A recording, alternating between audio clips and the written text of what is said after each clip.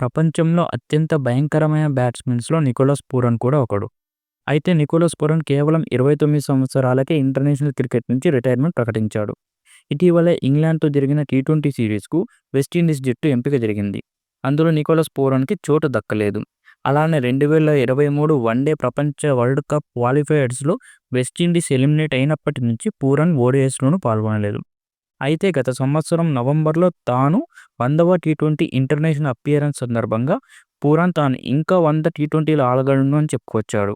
అలాంటి పూరన్ ఇప్పుడు international cricket నుంచి కేవలం 29 సంవత్సరాలకే అన్ని ఫార్మాట్స్‌కి రిటైర్మెంట్ ఎందుకు ప్రకటించాడో అనేది ఇంకా తెలియాల్సి ఉంది. ఆ మెరూన్ రంగు ధరించడం, తన దేశ జాతీయ గీతం కోసం గ్రౌండ్‌లో నిల్చోవడం, అలానే దేశపు జట్టు కోసం తన వంతు కృషి చేయడం, ఇవన్నీ తనకెంతో గర్వంగా ఉందని చెప్పుకొచ్చాడు.